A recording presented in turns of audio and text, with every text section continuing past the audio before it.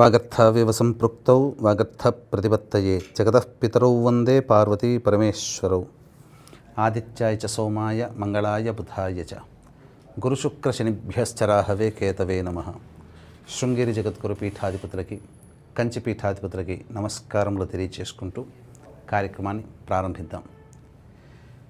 వీక్షించేటువంటి ప్రేక్షకులు ప్రధానంగా శివాజ్ఞ లేనిదే చీమైన కుట్టదు, అపారమైనటువంటి శివానుగ్రహాన్ని అందించే అద్భుతమైన రోజు గత నెలలో జూలై 13వ తారీఖు రోజున గురించి చెప్పడం జరిగింది.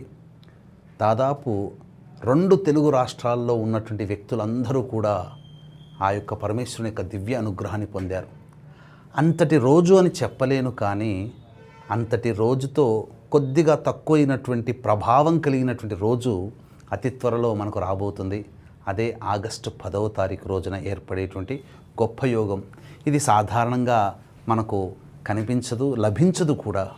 ఎందుకనంటే సోమవారము, ఆర్ద్ర నక్షత్రము, త్రయోదశి తిథి కలిసి ఉన్నటువంటి అద్భుతమైన రోజు. కాబట్టి మీరు ఏ సమస్యలతో ఉన్నప్పటికీ కూడా, మీ పిల్లల వివాహం కావట్లేదు, ఉద్యోగ సమస్యలతో ఎదుర్కొంటున్నారు, అలాగే దాంపత్య సమస్యలు, సంతానపరమైన సమస్యలు, ఒకటా రెండా ఎన్ని ప్రయత్నాలు చేసినా అన్ని దగ్గర దాకా వచ్చి వెనక్కి వెళ్ళిపోతున్నాయి.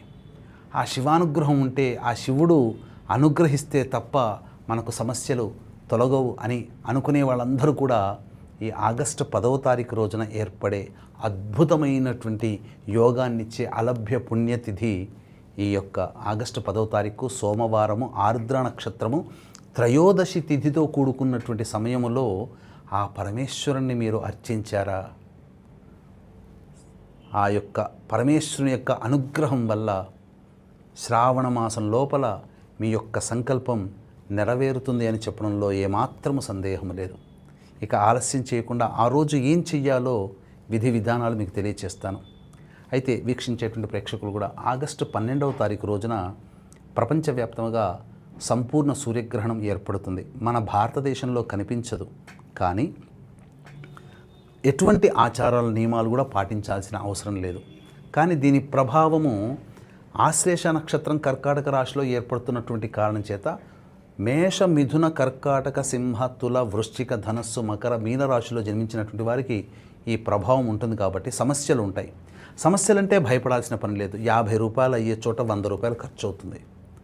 చిన్న దెబ్బ తగిలే చోట కొద్దిగా పెద్ద దెబ్బ, కొద్దిగా నష్టమయ్యే చోట ఎక్కువగా నష్టం జరుగుతూ ఉంటుంది.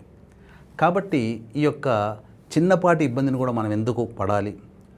కాబట్టి దీన్ని దృష్టిలో పెట్టుకొని మన పీఠం ఆధ్వర్యంలో ఆగస్టు 12వ తారీఖు రోజున కుక్కి సుబ్రహ్మణ్య క్షేత్రంలో ఈ చెప్పిన రాశిలో జన్మించినటువంటి వారికి గ్రహణ దోష నివారణ పూజలు, హోమాలతో పాటుగా కాలసర్పదోషము, కుజదోషము, రాహుకేతు దోషాల నివారణకి, వివాహ దోషాలు, దాంపత్యపరమైన దోషాలు, సంతానపరమైన దోషాల నివారణకి, సొంత ఇంటి కల నెరవేర్చుకోవాలనే కోరిక కోసమై, అలాగే ధనప్రాప్తి కోసమే విశేష పూజ, హోమాది కార్యక్రమాలతో పాటుగా ప్రస్తుతం శని వక్రీకరించినటువంటి కారణం చేత 12 రాశుల్లో జన్మించినటువంటి వారికి ఇబ్బందికర పరిస్థితులు ఉన్నాయి.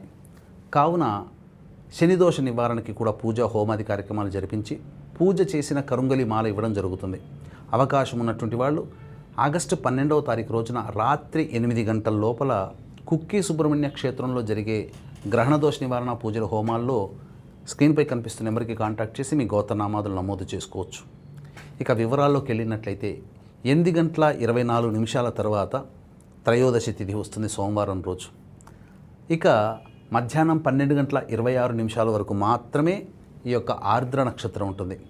త్రయోదశి, ఆరుద్ర, సోమవారం, స్పర్శ ఈ 3 కలిసినటువంటి సమయం 8:21 నుంచి 12:26 వరకు. ఈ మధ్యకాలంలో శివాలయానికి చేరుకొని చక్కగా నవగ్రహాల చుట్టూ శివాయ నమః అంటూ 27 ప్రదక్షిణలు చేసి, తదనంతరం విఘ్నేశ్వరునికి అర్చన, సుబ్రహ్మణ్య స్వామిని దర్శించి నందీశ్వరుని దగ్గరికి వచ్చి నందీశ్వరునికి ఒకసారి నమస్కారం చేసుకొని, నా తరపున నందీశ్వర, నీ తండ్రి అయినటువంటి శివయ్యకి నా సంకల్పాన్ని చేరవే, నన్ను కృతార్థుని చెయ్యి, నన్ను అనుగ్రహించమని చెప్పు అని నందీశ్వరుని చెవిలో చెప్పి, తదనంతరం శివాలయంలో అవకాశం ఇస్తే గర్భాలయంలో లేదా బాహ్యాలయంలో బయట కూడా శివలింగం ఏర్పాటు చేస్తున్నారు.